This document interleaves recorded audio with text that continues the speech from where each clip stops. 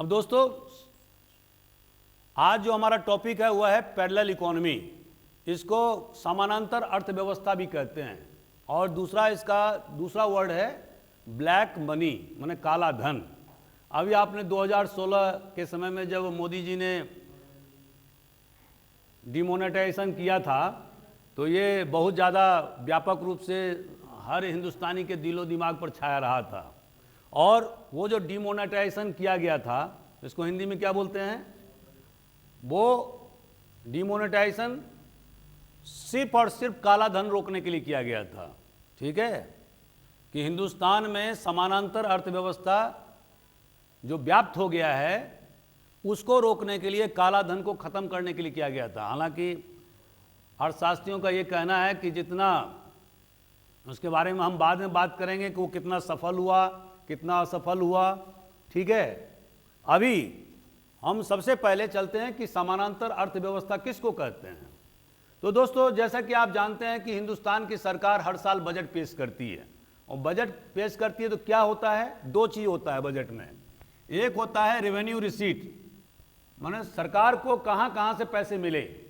ठीक है, टैक्स लगाया, एक्साइज ड्यूटी से मिला, कॉरपोरेशन टैक्स से मिला, कस्टम ड्यूटी से मिला, स्टेट गवर्नमेंट को लैंड रेवेन्यू से मिला, सेल टैक्स से मिला। तो क्या सरकार क्या करती है, रेवेन्यू रिसीट। और ये रेवेन्यू रिसीट कहाँ पहुँचता है, जो मैंने आपको कॉन्स्टिट्यूशन ऑफ इंडिया बताया था, consolidated fund of India, consolidated fund of India.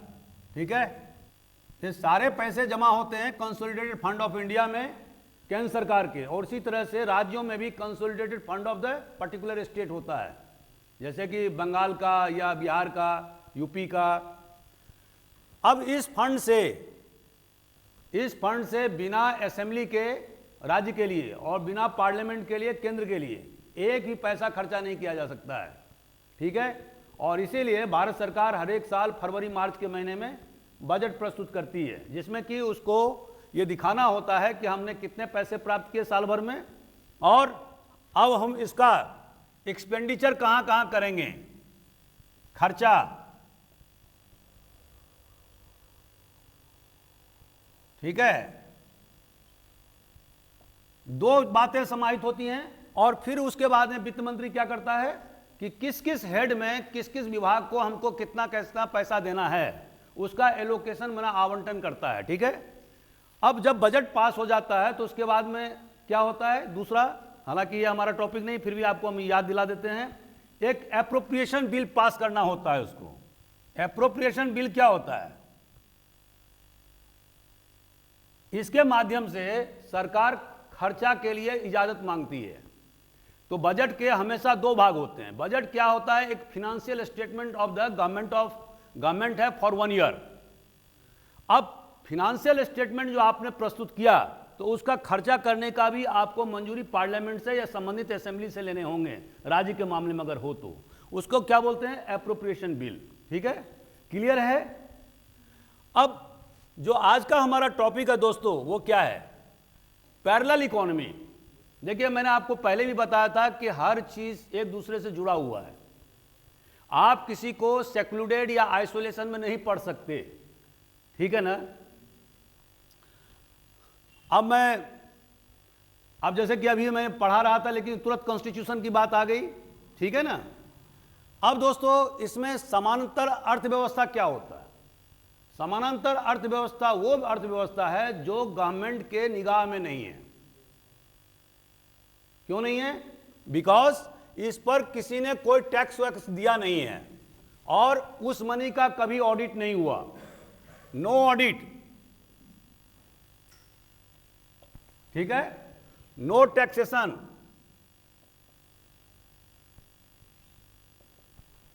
ठीक है, तो यदि किसी प्रकार का कोई ऑडिट नहीं हुआ, किसी प्रकार का कोई टैक्सेशन नहीं हुआ, गवर्नमेंट को यह तक पता नहीं है कि हमारे देश में कितना रुपया रन कर रहा है। अभी जो डिमोनेटाइजेशन जो गवर्नमेंट ने किया था, उसका पर्पस क्या था कि गवर्नमेंट को यह पता लगा कि जमीनों के दाम बहुत ज़्यादा बढ़ रहे हैं, जो मिडिल क्लास के रिच के बाहर हो रहे हैं। एक जो सरकारी सेवक है, सर्वेंट है, पूरे 32 साल 30 साल नौकरी करने के बाद भी 100 गज का जमीन नहीं ले सकता है शहर में मकान बनाने के लिए, ठीक है। तो ये बहुत ज़्यादा परेशानी का सबब था, ठीक है।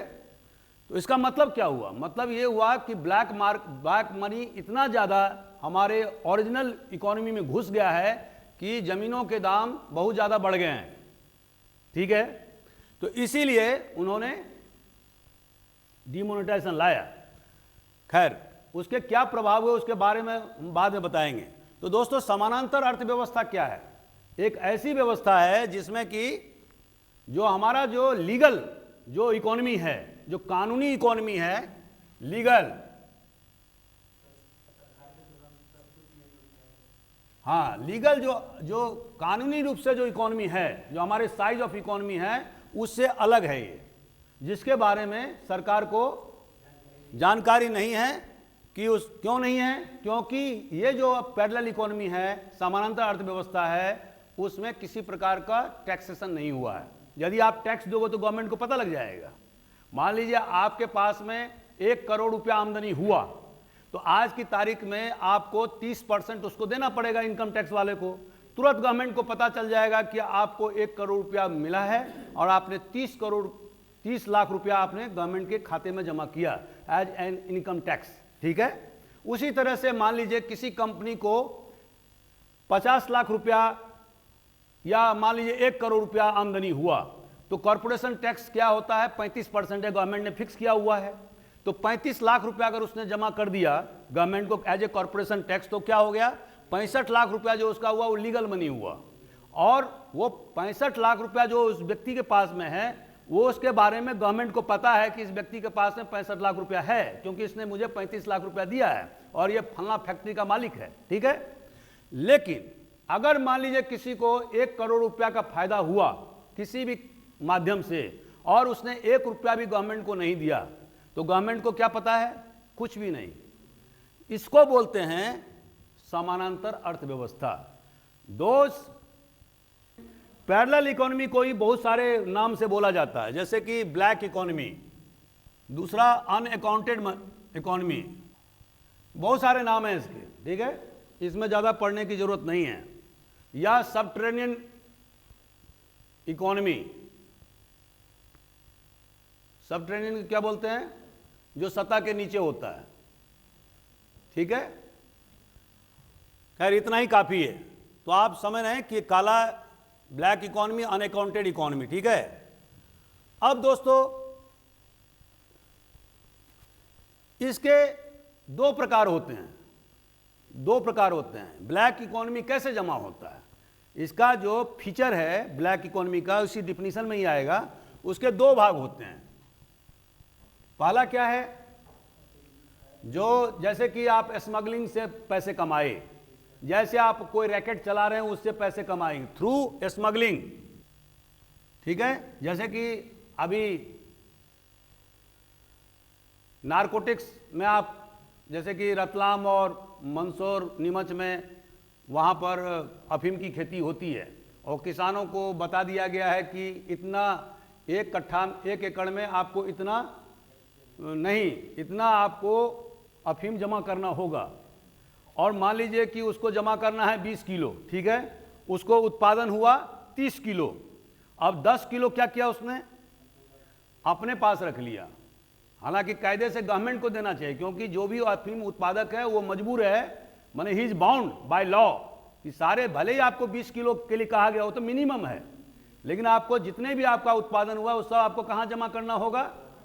गवर्नमेंट के पास में। लेकिन आप क्या कर रहे हैं कि 20 किलो तो जमा कर रहे हैं, लेकिन 10 किलो अपने पास में रख रहे हैं और फिर क्या कर रहे हैं? 10 किलो को स्मगलर के पास में भेज रहे हैं। स्मगलर क्या कर रहा है? उसको, अफीम को, उससे वो हीरोइन पैदा कर रहा है, ठीक है, मॉर्फिन पैदा कर रहा है, ठीक है। और फिर उसको मार्केट में, डोमेस्टिक मार्केट में, और अगर बहुत बड़ा रैकेट है तो वो इंटरनेशनल मार्केट में उसको बेचता है। और आज से 20 साल पहले 1 किलो अफीम का कीमत अमेरिका में कितना था? 1 करोड़ रुपया, ठीक है। अभी कितना दाम है मुझे नहीं मालूम, ठीक है। तो एक तो वो हुआ कि थ्रू स्मगलिंग, रैकेटिंग, इसके माध्यम से आपने जो है वो नंबर 2 के पैसे कमाए। ठीक है, दूसरा क्या है? दूसरा धंधा है legal, by illegal means. What is this legal? एक बता रहा हूं, legal methods by illegal means. अब दोस्तों इसका मैं थोड़ा व्याख्या प्रस्तुत कर रहा हूं, ये क्या होता है। मान लीजिए आपने एक जमीन जो है, जमीन का टुकड़ा 1 करोड़ रुपया में खरीदा। ठीक है, आपका जमीन बेचने सेलर से आप जो बेचने वाला है उससे आपकी बातचीत हुई और आपने 1 करोड़ में अपने लिए मकान बनाने के लिए रहवासी जमीन खरीदा। ठीक है, बातचीत हुई, लेकिन उसमें यह हुआ कि रजिस्ट्री जो हुआ वो मात्र 60 लाख रुपए का हुआ, ओनली 60 लाख। क्यों? कि वहां का जो गाइडलाइन है, वहां का उस इलाके का जहां पर आप जो रेसिडेंशियल प्लॉट खरीद रहे हैं, वो गाइडलाइन के हिसाब से उसका दाम है 60 लाख रुपया। ठीक है, लेकिन जो बेचने वाला है वो बोलेगा कि नहीं, हम इसमें नहीं बेचेंगे, क्योंकि अभी जो मार्केट वैल्यू है वो 1 करोड़ का है। और चूंकि आपको रेसिडेंशियल प्लॉट लेना है, आप इंदौर के कहीं भी किसी इलाके में चले जाइए, आपको सब जगह यही मिलेगा। समझ रहे हैं? कोई बेचने वाला आदमी, जमीन प्लॉट बेचने वाला, और जमीन में सबसे ज्यादा काला धन है। ठीक है, तो आपको दिखेगा कि जो गवर्नमेंट ने हर इलाके के लिए गाइडलाइन फिक्स किया हुआ है, लेकिन कोई भी बेचने वाला सेलर जो है वो उस दाम पर नहीं बेचता है, वो उसको ऊपर करके बेचेगा। ठीक है, एक कॉमन सेंस की बात है, आप भी रोजमर्रा के जीवन में देखते होंगे, पिताजी से पूछिएगा। तो 60 लाख रुपया मान लीजिए उसका जो गाइडलाइन के हिसाब से हुआ दाम। अब 40 लाख रुपया आपने दिया, एक्स्ट्रा कितना दिया? तो 60 लाख पर तो गवर्नमेंट को स्टाम्प ड्यूटी मिला, और गवर्नमेंट को यह भी पता लगा कि आपने 60 लाख में वो जमीन का टुकड़ा खरीदा है 2400 स्क्वायर फीट। ठीक है, लेकिन आपको देना कितना पड़ा है? 40 लाख और। तो 40 लाख जो देना पड़ा, ये क्या है? This is a parallel part of the parallel economy. क्यों है? क्योंकि ये मार्केट में फिर घुसता है, जो कि अनअकाउंटेड मनी है, गवर्नमेंट को पता भी नहीं है इसके बारे में। और फिर जो 40 लाख रुपया उस जो सेलर को मिला, अब वो क्या करेगा? उसी पैसे से, क्योंकि जो आपका जो ब्लैक मनी है उसको आप क्या कर सकते हैं? आप लीगल मनी के रूप में इस्तेमाल नहीं कर सकते। ठीक है, क्योंकि गवर्नमेंट तुरंत पकड़ लेगा कि भाई 40 लाख रुपया, 60 लाख रुपया तो आपको मिला, लेकिन आपके पास में 40 लाख रुपया अकाउंट में कैसे आए? तो वो अकाउंट में नहीं अपना दर्शाएगा। अब वो क्या करेगा? या तो ज्वेलरी लेगा या लग्जूरियस गुड्स लेगा, मतलब कहने का है कि दूसरे आइटम में खपाएगा। ठीक है, कंज्यूमर गुड्स लेगा, लेकिन वो अपने अकाउंट में 40 लाख रुपया और शो नहीं करेगा। शो करेगा कितना? 60 लाख। अगर ये भी शो करेगा तो ये यहां पर पकड़ा जाएगा। वो हमारी बात समझ रहे हैं आप? तो ये जो 40 लाख रुपया हुआ वो कहां गया? दूसरे माध्यम से गया, जिसमें कि लग्जूरियस विलासिता संबंधी सामान खरीदा उसने कैश दे करके, अच्छा घर बनाया, बेहतर आपने देखा होगा एक से एक आलीशान मकान है यहां पर लोगों के पास में, 10-10 करोड़ के मकान हैं। लेकिन अगर आप उनसे पूछे, मैं किसी व्यक्ति विशेष की बात नहीं कर रहा हूं, तो उनको कायदे से तो 3 करोड़ रुपया जमा करना चाहिए गवर्नमेंट को 30% के हिसाब से, लेकिन कोई जमा नहीं कर रहा। आप अगर पता कर लीजिए तो मिल जाएगा कि 10-10 करोड़ के लोगों के मकान बने हुए इंदौर में। वो सब क्या है? मकान बनाया, फिर जमीन नहीं खरीदेगा, क्योंकि जमीन फिर पैसा लगेगा उसको, तो 60 लाख से ज्यादा ऊपर नहीं जा सकता हो। ठीक है, लेकिन कैश करके आप लोहा सरिया खरीद रहे हैं कैश में, और उसके बाद में मकान बना रहे हैं, तो आप मुश्किल है आपको पकड़ना। हालांकि इस पर भी जांच हो सकती है।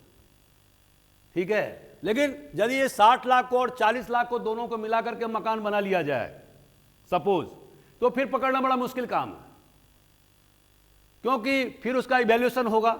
आप लोग भी समझते हैं, कम बेसी हो सकता है, और गवर्नमेंट ऑफिसरों में बहुत सारे भ्रष्टाचारी हैं जो उसको क्या कहते हैं, जो मूल्यांकन जो करते हैं, जो इवैल्यूएशन इंस्पेक्टर वगैरह जो होता है, जिसके आधार पर बैंक लोन देती है, तो वो मूल्यांकन भी सही ढंग से नहीं करते हैं। कुछ कमीशन में आपको 5 लाख की चीज़ को 8 लाख का दर्शा देंगे, आप रोजमर्रा के जीवन में देखते होंगे। तो इसमें बड़ा मुश्किल काम है। ठीक है, तो कहने का आशय यह है कि जो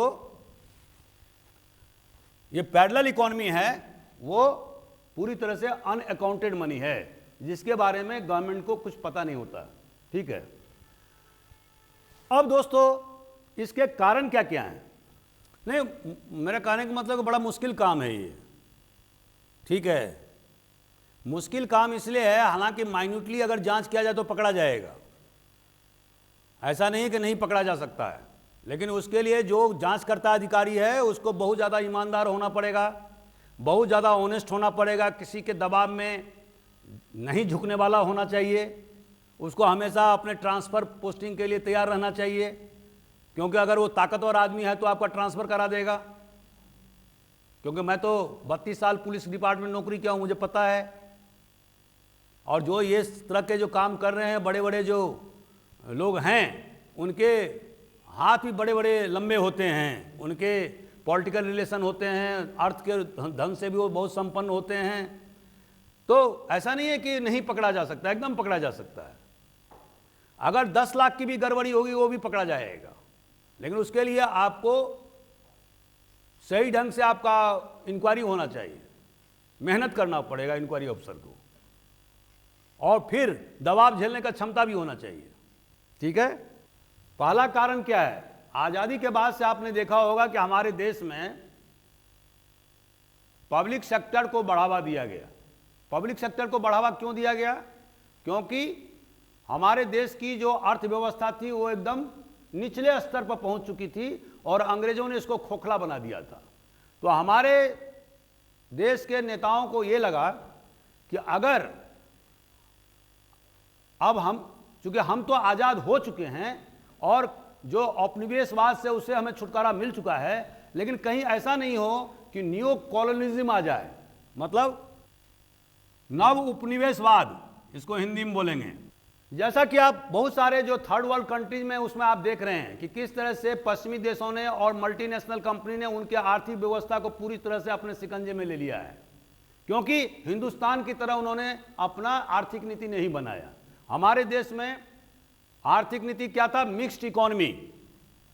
मिक्स्ड इकोनॉमी मतलब मिक्स्ड इकोनॉमी मतलब मिश्रित अर्थव्यवस्था। इसका मतलब क्या होता है दोस्तों? इसका मतलब होता है कि पब्लिक सेक्टर और प्राइवेट सेक्टर दोनों एक साथ काम करेंगे। ठीक है, जहां पर कि पब्लिक सेक्टर का डोमिनेंस रहेगा और भारत सरकार पब्लिक सेक्टर को commanding Heights of the economy पर ले जाएगा। और इसलिए आप देखेंगे कि अभी जो स्टील अथॉरिटी ऑफ इंडिया है या बोकारो स्टील प्लांट जिसके अंदर में है, ठीक है, या आप ONGC देख रहे हैं या gas authority of India limited देख रहे हैं, ये सारे जो भारत सरकार के जो नवरत्न हैं, बड़े बड़े प्रतिष्ठान जो बने हैं, वो क्या हैं? पब्लिक सेक्टर हैं। और इसीलिए आपने देखा होगा कि 2008-9 में इतना ज़्यादा मंदी होने, विश्वव्यापी मंदी होने के बाद भी, चूंकि हमारे देश की जो अर्थव्यवस्था बहुत मजबूत है, बैंकिंग सेक्टर भी बहुत मजबूत है, इसलिए उस पर मंदी का प्रभाव नहीं पड़ा। ठीक है, तो कहने का आशय ये है कि देश के आज़ाद होने के बाद में हमारे देश के नेताओं ने क्या किया? उन्होंने पब्लिक सेक्टर को बढ़ावा दिया और जो विदेशी सामान था उस पर हैवी ड्यूटी लगाया। क्यों? कि उससे जो हमारे देश की जो डोमेस्टिक इंडस्ट्री है, जो तबाह हो गया था, उसको राइज करने का मौका मिले। ठीक है, तो इसीलिए उसका जो एक नुकसान क्या हुआ, सरकार ने लाइसेंस कोटा परमिट राज चालू किया। इसके बहुत फायदे भी हुए, जिसमें कि जो हमारे जो डोमेस्टिक इंडस्ट्री है उसको राइज करने का मौका मिला, क्योंकि विदेशी इंडस्ट्री से हमारे देश की इंडस्ट्री compete नहीं कर सकती थी, उनको प्रोटेक्शन मिला। लेकिन इसका नुकसान भी एक हुआ, और वो नुकसान क्या था कि लाइसेंस कोटा परमिट राज के कारण से आपने देखा होगा कि बहुत सारे जो ब्यूरोक्रेट्स, जो सरकारी अधिकारी लाइसेंस देने में, कोटा देने में, परमिट देने में भारी भ्रष्टाचार किया। ठीक है, आपको कोई काम कराना है, कोई इंडस्ट्री खोलना है, आपको पैसे लगेंगे। ठीक है, लाइसेंस लेने के लिए पैसे लगेंगे, आपको 2-2 साल 3-3 साल तक क्यू में रहना होगा। आप ज़्यादा दिन की बात मैं नहीं कर रहा हूँ, करीब 15-20 साल पहले आपको एक टेलीफोन लाइन लेने के लिए आपको 2 साल तक आपको वेटिंग लाइन में खड़ा होना पड़ता था, ठीक है, तब आपको मिलता था। तो ये लाइसेंस कोटा परमिट राज होने के कारण से ये समानांतर अर्थव्यवस्था मतलब ब्लैक मनी या ब्लैक इकोनॉमी को बढ़ावा मिला, ठीक है, क्लियर है। दूसरी बात, generation of black money in public sector, जैसा कि मैंने आपको बताया, और यही कारण है, यही रीजन है 1991 में जब पब्लिक सेक्टर वायबल नहीं रह गया, जिसके कारण से आपने देखा होगा कि भारत सरकार ने क्या किया, उदारीकरण की नीति अपनाया 1991 में, जिसके पहले मैं आपको वीडियो में बता चुका हूं। पब्लिक सेक्टर में विभिन्न प्रकार के जो वहां के अधिकारियों के द्वारा, वहां के कर्मचारियों के द्वारा सामान खरीदी में, ठीक है, भारी भ्रष्टाचार किया गया, ठीक है, तो इस कारण से भी काला धन की वृद्धि हुई, ठीक है।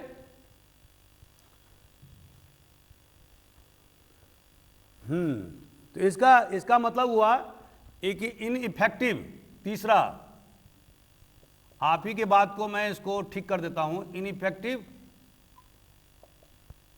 Enforcement of tax laws. अब जो हमारे यहां जो कानून बना हुआ है, इनकम टैक्स के कानून बने हैं, सेल टैक्स के कानून बने हुए हैं, कितना आपको देना, कॉर्पोरेशन टैक्स के जो मैंने बताया 35% गवर्नमेंट ने फिक्स किया हुआ है। तो इसमें जो टैक्स लॉ का जो कर का जो कानून है उसको प्रभावी ढंग से अनुपालन नहीं कराना। आपने देखा होगा कि बहुत सारे, आप मार्केट में चले जाएं तो बहुत सारे व्यापारी जो लाखों करोड़ों रुपए का टर्नओवर होते हैं, लेकिन वो चार्टर अकाउंटेंट या दूसरे माध्यम से वो क्या करते हैं कि अपने जो नेट जो प्रॉफिट है उसको बहुत कम दर्शाते हैं। तो इसके कारण से उनको क्या करना होता है, वो क्या करते हैं कि उनको टैक्स भी बहुत कम देना होता है। लेकिन इसमें सबसे ज्यादा जो नुकसान होता है वो होता है सरकारी कर्मचारियों का, जैसे हम लोगों का। उसमें क्या होता है कि क्या हमारे पास जो पैसे हैं, जो सरकार हमको पैसे देती है, जो गवर्नमेंट सैलरीड क्लास को, वो तो पैसे को छुपा नहीं सकती है, क्योंकि गवर्नमेंट के पास में तो उसका रिकॉर्ड है, और उसको फरवरी महीने में या मार्च महीने के पहले उसको इनकम टैक्स चुकाना होता है, ठीक है। तो लेकिन ये काम दूसरे लोगों के द्वारा बहुत आसानी से उसको टैक्स लॉ को मोल्ड करने का तरीका है, ठीक है। कि यदि मान लीजिए कि उनको 5 करोड़ का फायदा हुआ तो आप दिखा रहे हैं कितना, 1 करोड़ का, तो 4 करोड़ पर जो टैक्स मिलना चाहिए वो गवर्नमेंट को नहीं मिला, ठीक है। तो ये जो, और इसका रीजन क्या है, इसका रीजन है कि जो जैसे कि जो टैक्स ऑफिसर्स हैं उन पर जो है वो बर्दाश्त नहीं होना, पॉलिटिकल लीडर्स का नहीं, उसको क्या बोलेंगे, उसको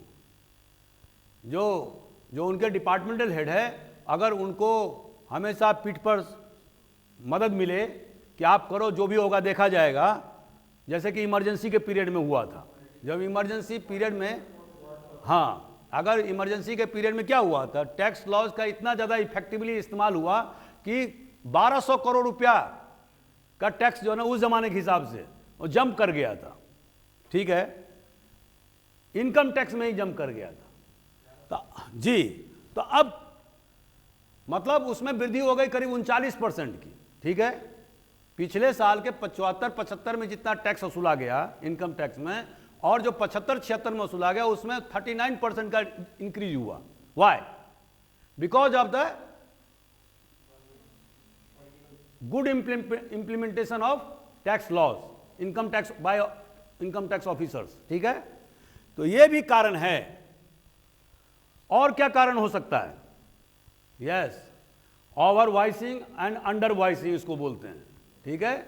जब हम सामान को विदेश भेजते हैं, जो प्राइवेट, जो व्यापारी या जो इंडस्ट्री के मालिक, ठीक है, तो वो क्या करता है कि ओवर वॉइसिंग करता है, ठीक है। ओवर वॉइसिंग क्या होता है? जितने का सामान है उससे ज़्यादा का बताता है, ठीक है। और अंडर वॉइस जब इंपोर्ट करता है तो उसको क्या करता है, अंडर वॉइसिंग करता है, अंडर वॉइसिंग, वॉइसिंग, ठीक है। ये दो फैक्टर है, ये भी ब्लैक मनी जनरेशन का एक बहुत बड़ा साधन है, ठीक है। इसके बाद एक और क्या कारण हो सकता है, आप बताएं madam. This class should be participatory not a monologue, दे सकते हैं। एक कारण और क्या है, high slab of income tax. ये क्या होता है, अभी जो इनकम टैक्स का स्लैब है वो क्या है, किसी को मालूम है? मतलब इसका हिंदी मतलब हुआ कि जो इनकम टैक्स जो लोगों को लगता है ना, उसमें जो टैक्सेस हैं उसके इनकम टैक्स का दर बहुत ज़्यादा है, ठीक है। अब जैसे कि हर साल गवर्नमेंट जो है इनकम टैक्स के लिए नियम बनाती है, ठीक है, जो अगले साल इंप्लीमेंट होता है। अभी वर्तमान क्या स्थिति है कि अगर मान लीजिए किसी को 3 स्लैब बनाया हुआ उन्होंने, एक बनाया है 10%, दूसरा है 20% और तीसरा है 30%, ठीक है। अब अभिषेक आपको मालूम है क्या, ये स्लैब जो है सो ने छूट कितने पर है? हाँ, जैसे 2.5 लाख है तो ये जो मान लो आपकी आमदनी अगर 2.5 लाख तक है तो आपको कोई टैक्स नहीं देना है, लेकिन 2.5 लाख से 5 लाख तक अगर है, 5 लाख, ठीक है, तो 2.5 लाख का 10% कितना हुआ? 25,000 रुपया, ठीक है ना। तो आपको कितना इनकम टैक्स देना होगा? क्या? 25,000 रुपया। अगर मान लीजिए कि आपका इनकम 10 लाख रुपया है तो 5 लाख से 10 लाख तक का कितना है? 20%, ठीक है। तो 5 लाख से 10 लाख के बीच का जो इनकम टैक्स है वो कितना है? 20%। तो कितना हुआ? 1 लाख रुपया। 1 लाख रुपया प्लस 25,000 कितना हो गया? 1.25 लाख रुपया है। इतना आपको अगर 10 लाख तक इनकम है तो आपको देना होगा, ठीक है, ठीक है। अगर मान लीजिए 10 लाख से ऊपर है, मान लीजिए आपका इनकम 30 लाख रुपया, 20 लाख रुपया है, तो क्या होगा? 10 लाख से 20 लाख के बीच में डिफरेंस कितना हुआ? 10 लाख। 10 लाख का 30% कितना होता है? 3 लाख। 3 लाख प्लस 1 लाख प्लस 25,000, 3 1 4, 4.25 लाख रुपया।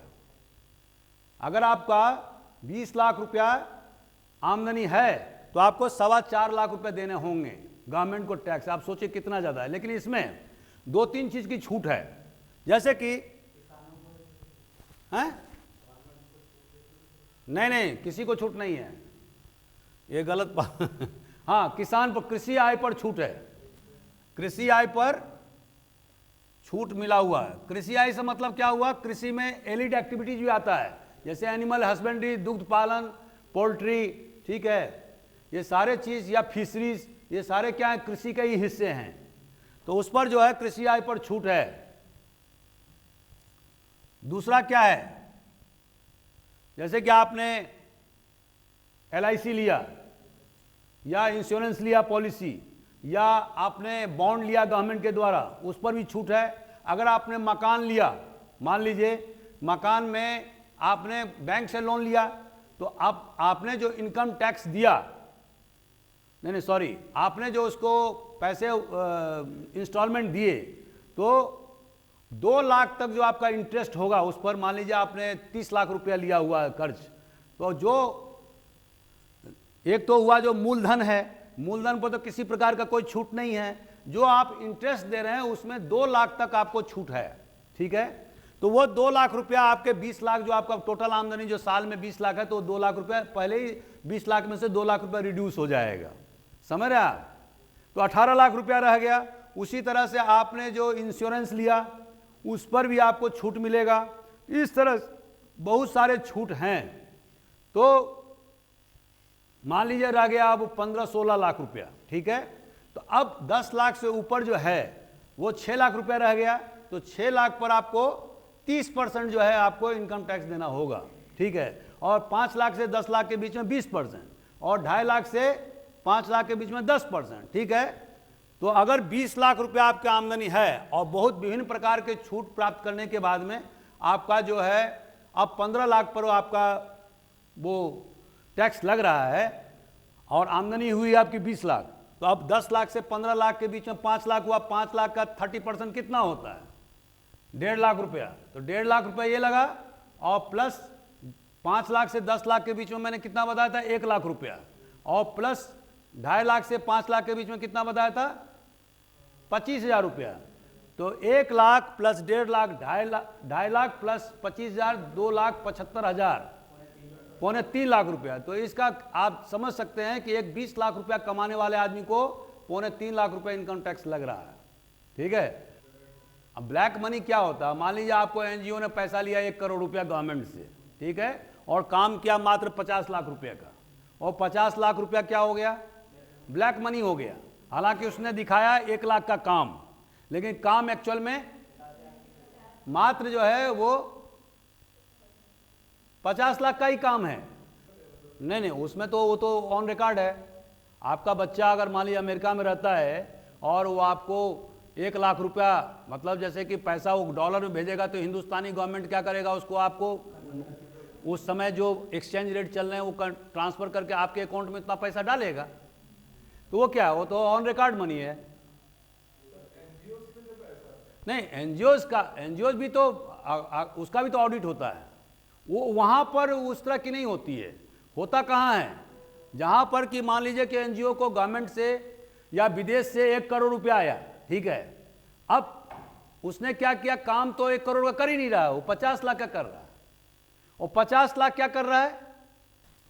अभी आपने देखा होगा पहले जब इतना कंप्यूटर का जमाना नहीं था तो हिंदुस्तान में आपने देखा होगा कि रोडों के खस्ता हाल थे। तो सरकार ने क्या कहा था कि खस्ता हाल रोड बनाओ? नहीं, सरकार ने तो हमेशा कहा कि आप अच्छा रोड बनाओ। लेकिन लोग क्या करते थे? ठेकेदार जहां पर 1 किलोमीटर में जितना डामर देना चाहिए था, अलकतरा जिसको बोलते हैं, वो उतना न दे करके आधा देते थे और बनाते थे पूरे का हिसाब किताब। जैसे कि हमारे एक रिश्तेदार जो है वो कोसी प्रोजेक्ट में काम कर रहे थे। मैं आप एक उदाहरण देता हूं, इसको ऑफ कर देना। ये प्रभाव क्या हुए हैं, इंपैक्ट प्रभाव क्या हुए, मैंने आपको एग्जाम के पर्पस से लिखना है। तो सबसे पहला प्रभाव क्या होता है दोस्तों? इंपैक्ट। पहला, लॉस टू एक्सचेकर, खजाना को नुकसान। खजाना जो भारत का जो खजाना है, जो कंसोलिडेटेड फंड ऑफ इंडिया है, वो खजाना ही है ना। तो उसमें क्या हुआ? नुकसान है।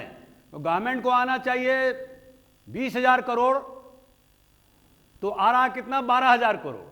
तो गवर्नमेंट तो 12,000 करोड़ के हिसाब से ही प्लानिंग बनाएगा, खर्चा भी उसी हिसाब से डालेगा। तो जो रोड के या डेवलपमेंट वर्क हैं वो क्या हुआ? गवर्नमेंट के साधन क्या हो गए? कम हो गए। अगर वही चीज गवर्नमेंट को 20,000 करोड़ आता, मैं सपोज की बात कर रहा हूं, एक कल्पना कीजिए आप, तो अब जो 8,000 करोड़ का जो नुकसान हुआ, उससे क्या हुआ? गवर्नमेंट की जो इकोनॉमी है वो श्रिंक कर गई। जहां पर उसको पुल पुलिया, रेलवे ट्रैक, रोड के निर्माण करना था, पैसे के अभाव में अब वो अगले साल या उसके 10 साल बाद करेगा, ठीक है। तो हमारे देश का जो द्रुत गति से जो विकास होना चाहिए, वो विकास में आड़े का काम कौन कर रहा है? Black money. समझ रहे हैं आप? ये तो कोई हार्ड मतलब रॉकेट साइंस नहीं है। दूसरा, परचेज ऑफ प्रीशियस स्टोन्स। अब ये मैंने आपको बताया कि जब ब्लैक मनी का जनरेशन होता है तो जो लोग अब 40 लाख रुपया मान लो उनको फायदा हुआ, जो कैश ट्रांजैक्शन के माध्यम से उन्होंने लिया, मैंने बिक्री वाले ने, अब वो 40 लाख को तो अपने अकाउंट में शो नहीं कर सकते। कोई भी गवर्नमेंट ऑफिसर या कोई भी व्यापारी या जो बिजनेस एक्टिविटी में है, ठीक है, तो वो इल गॉटन मनी को अपने अकाउंट में दर्शा नहीं सकता है, तो पकड़ा जाएगा। तो अब दोस्तों उस मनी को, जो इल गॉटन मनी है, जो अवैध रूप से प्राप्त रुपया है, उसको लोग क्या करता है? जेवरात खरीदने में लगाता है, ठीक है। और फिर अंगूठी में कहेगा देखिए ये तो 3 करोड़ रुपए का है। और आपको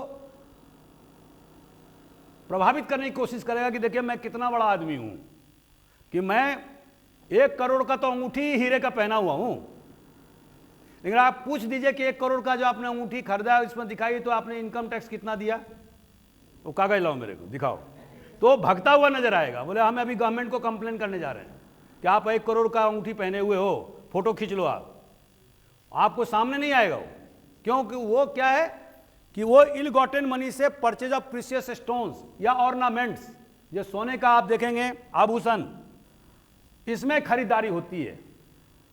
ठीक है, आपने देखा होगा कि बड़े बड़े सेठों के घरवाली को 5-5 किलो के सोने के जो है ना क्या कहते हैं, आपको नीचे से लेकर ऊपर तक जो है ना, आपको किसी वैवाहिक संस्कार में या कार्यक्रम में आप चले जाइए, या जैसे मैं अलीराजपुर में एक बार एसपी था तो वहाँ पर ये गरबा खेलते हैं ना लोग, उसमें मैं चला गया था, मुझे चीफ गेस्ट बुलाया था। तो जब मैं महिलाओं को जो सजे हुए देखा तो मैं घबरा गया। वो सब जैन लोगों के, तो फिर मुझे सुरक्षा सताने लगी कि इनके साथ में कोई भी वारदात हो सकता है। अलीराजपुर तो जानते हो वैसे भी कुख्यात जगह है, तो फिर मैंने पुलिस फोर्स लगाया और ज़्यादा।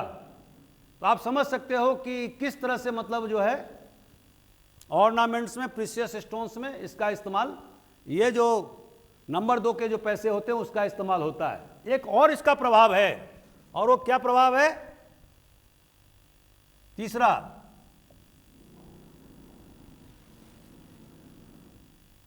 राइज इन द, दोस्तों जैसा कि आप जानते हैं कि जो जमीन के जो बिक्री के दर बहुत ज्यादा बढ़ जाता है। जैसे मैंने अभी आपको बताया था कि